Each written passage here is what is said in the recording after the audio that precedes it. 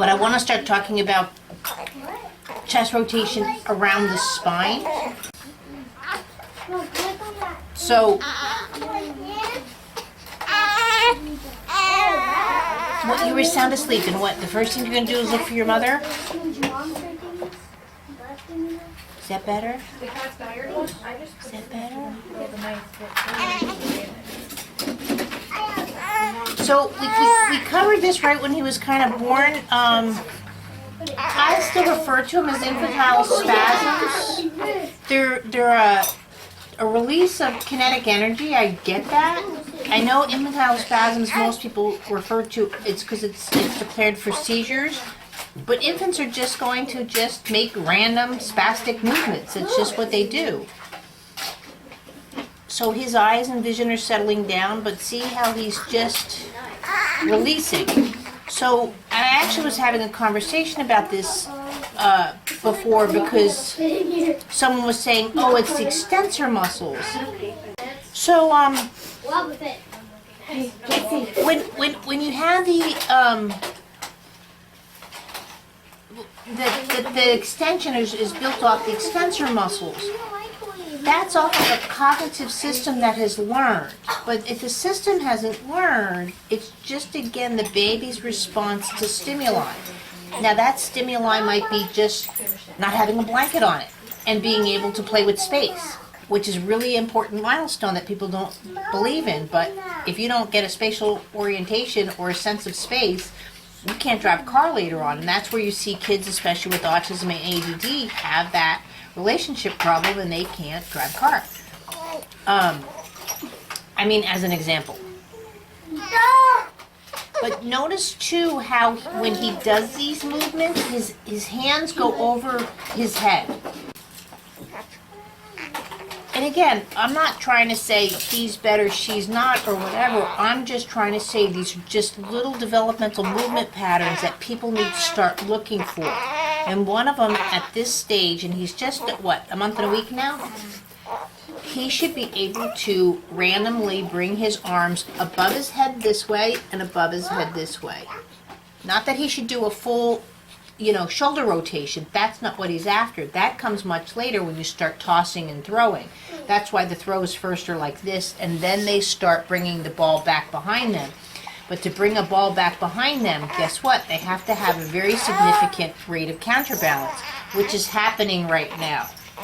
When I go like this and this, see how if I put this in slow-mo, he is countering every little movement I'm doing to his body. He's throwing in his little kicks and spasms and whatever, again, because he's playing with space, he's playing with...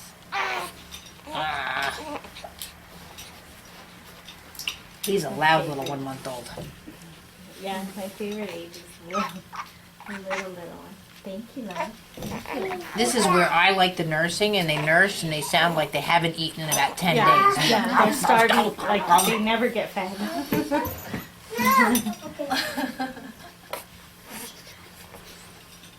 So I'm just swaying him around. Swaying right now, I'm actually twisting his spine. But again, I'm doing it in such a slow manner that he can counter my movements. And even though he, quote, can't see, he's got a stimuli that he's going off the camera. So he's not going, wow, I'm gorgeous today kind of thing. It's not that kind of a cognitive look. But the sparkle of the camera or whatever, and with his movements, he's relating to those. Big yawn.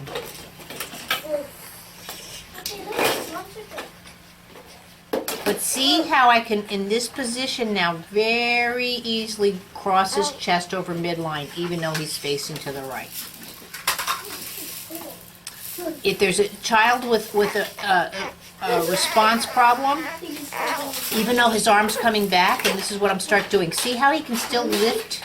And I shouldn't say lift. This is where I want to talk about. When I rotate him, the arm should be more that he's transferring his weight through the arm. It should not be here, I'll lag it on purpose. It shouldn't be something like this where the arm is in a stuck position. So you're kind of doing this Now this, see, he's not going to do it the way I want him to do it, which is poorly. See how he transferred it anyway? You'll see almost where the arm will fall or flop forward. That's just, again, that's something that you sit there and then you need to sit here supporting the arm, supporting the chest cavity, so that arm can learn how to transfer its weight around the chest cavity and also play in space.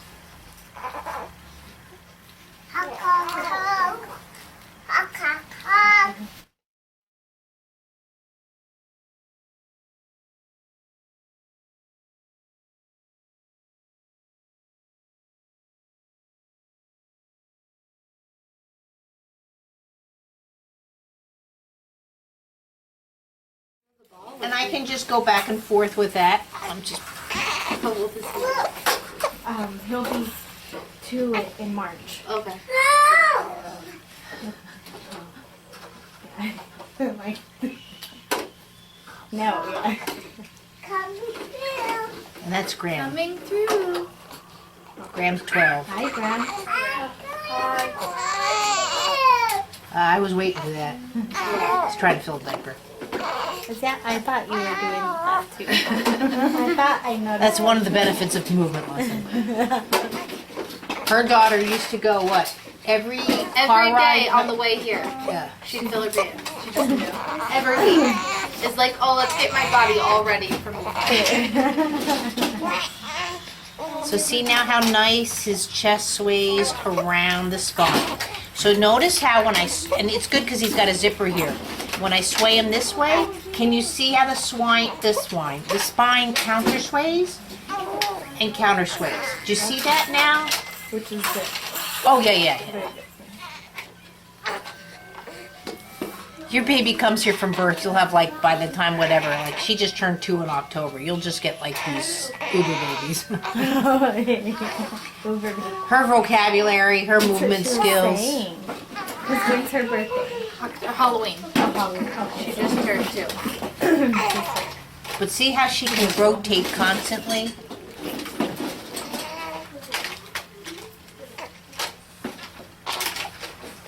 I like your necklace. So pretty. So if I take him by the bum,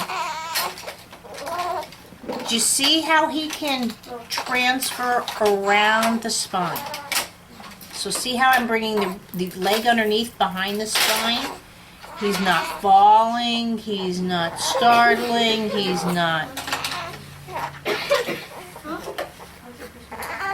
I'll let him go in a second because I don't want to have him with drawers. But see again, even though I don't have to pick him up, do you see his spatial relationship?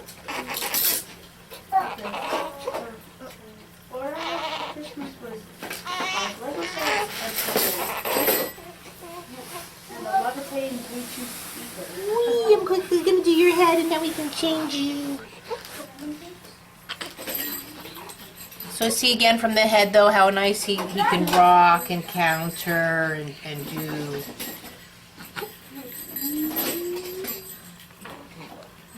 Now some movements might quote seem whatever, but if he's looking at Holly, I can't go, ooh, then I'm going to find that the head quote, but that's still not a stiffness.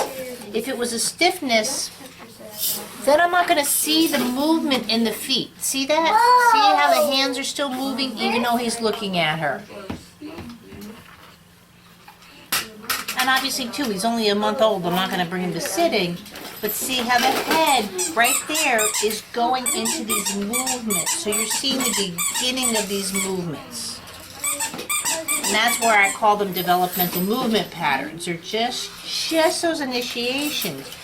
But the baby that we're talking about, it really looks like the thumb is right here presenting on that child, and like that child's just stuck to the floor.